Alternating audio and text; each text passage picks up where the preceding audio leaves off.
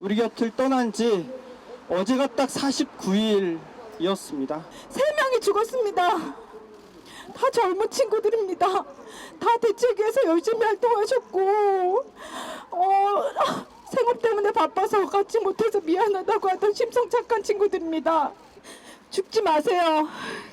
사기꾼도 제대로 벌 받을 수 있게 우리 같이 얘기해요. 죽지 말아요. 당신 같은 사람들이 죽어버리면 여기에 사기꾼들만 남아요.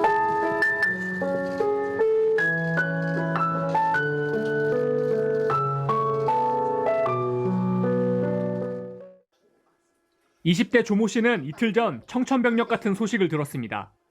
집주인이 세금 체납 때문에 6월부턴 전세금을 돌려줄 수 없으니 차라리 등기를 가져가라고 통보한 겁니다. 청약도 몇 년 전부터 엄청 계속 꾸준히 들고 있었는데 그런 것도 이제 물거품 될까 봐 걱정도 되고. 임대인인 박모 씨 부부는 2년 전 이 오피스텔을 1억 원에 샀고 조 씨와 1억 3천만 원에 전세 계약을 했습니다. 집을 사면서도 오히려 3천만 원의 이익을 본 이른바 플러스 P 투자였는데 이런 수법으로 주변에서 무려 250여 채를 사들였습니다. 인근 오피스텔 대부분 전세 사기 피해를 입었는데요. 임대인들은 삼성 반도체 공장에 취직한 청년들이 많아 전세가가 높다는 점을 노렸습니다. 전세가가 좀 높죠. 거의가 90%가 언젠가는 터지지 했는데 일단 터진 거죠. 문제는 지난해 기준 전세가가 매매가의 100%를 넘으면 전세금 반환 보증보험 가입이 안 돼 피해를 임차인이 떠안게 됐다는 점입니다. 화성 동탄경찰서는 박 씨 부부와 공인중개사 등 4명을 출국 금지하고 사안의 중대성을 감안해 경기 남부경찰청으로 사건을 넘겼습니다. 20여 가구가 사는 부산의 한 6층짜리 빌라입니다. 전세 사기 피해를 알리는 글이 문 앞에 붙었습니다. 전세 계약이 만료되면서 보증금을 돌려받아야 하는데 건물주가 연락이 두절돼 입주민들이 공동 대응에 나선 겁니다. 이 빌라의 주인은 70대 남성인 정모 씨. 지금 가신 전화는 없는 번호입니다. 다시 확인하신 후 걸어주십시오. 이곳은 부산에 있는 또 다른 빌라입니다. 이 건물은 잠적한 70대 남성의 부인 명의로 돼 있습니다. 정 씨의 부인인 60대 여성 역시 최근 종적을 감췄습니다. 연락이 끊긴 부부가 소유하고 있는 빌라는 현재까지 확인된 곳만 4곳, 세입자는 90여 가구에 이릅니다. 전세 보증금은 최소한 50억 원이 넘는 걸로 추정됩니다. 이 부부는 건물 4채를 담보로 금융권에서 46억 원의 대출을 받았습니다. 9,500만 원의 전세 보증금을 돌려받지 못한 한 20대 입주민은 전 재산을 잃게 될 위기에 처했습니다. 다시 돌아오시겠지? 라는 생각을 계속 안 믿기는 거 알지만 제가 19살 때부터 일했거든요. 그래서 이때까지 일한 돈을 다 잃고 심지어 빚이 생겼으니까. 연락이 끊긴 부부의 주소지를 찾아가 봤습니다.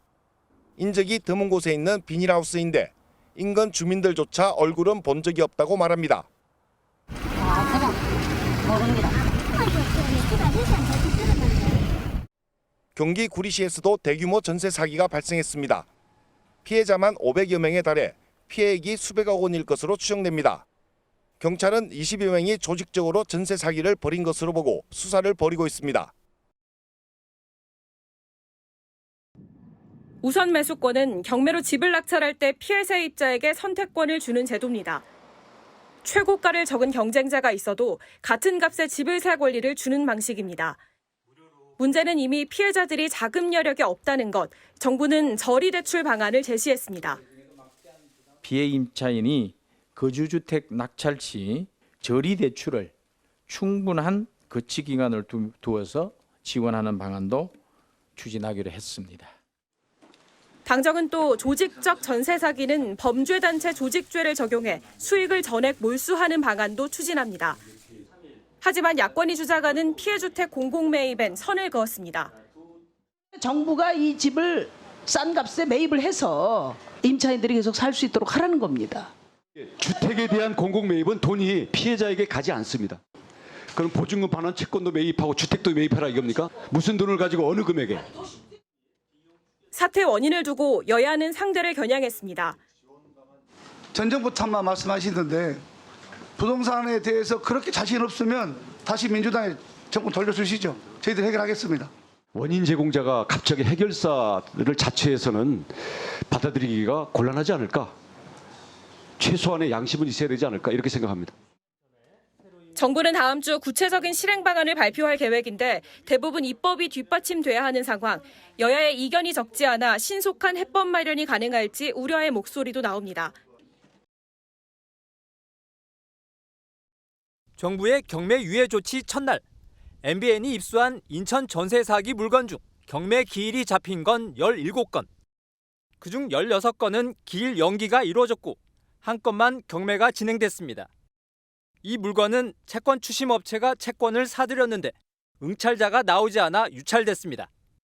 금융감독원 모니터링 결과 이들 물건을 포함해 첫날 예정됐던 총 32건의 경매 중 28건이 연기되고 4건이 진행됐습니다. 4건 역시 모두 유찰되긴 했지만 채권자가 공공기관이 아닌 민간금융사나 채권관리회사인 탓에 정부의 경매 유예 요청이 즉시 받아들여지지는 않았습니다. 저희도 지금 정신을 못 차리고 있어서 갑자기 그럴 거라서 어떻게 지금 당장은 따로 말씀드릴 수 있는 건 없을 것 같아요. 경매 유예 조치에 응한 채권 기관들도 피해가 커질 수 있어 마냥 연기할 수는 없는 처지입니다. 채권자 입장에서도 그 부실료를 계속 놔둘 수는 없기 때문에 정상적으로 경매를 진행할 수밖에 없을 겁니다. 금융당국은 지속적인 경매 유예 요청과 함께 피해자에 대한 대출 규제 완화와 채무 조정을 검토하기로 했고 우리은행은 정부 조치와 별도로 5,300억 원의 대출 지원을 약속했습니다. 인천 미추홀구 피해자 대책위가 조사한 근저당 업체들 목록입니다. 여기에 MBN이 입수한 건축왕의 물건지 리스트를 더해 분석했더니 돈을 빌린 금융기관은 120곳이 넘고 대부분 협동조합이나 금고 등 상호 금융기관들입니다. 소재지를 찾아봤습니다. 남쪽으로는 해남과 목포, 남원, 동쪽으로는 동해 태백 삼척, 심지어 서민 백령도도 있었습니다. 어떻게 이런 일이 가능했을까요?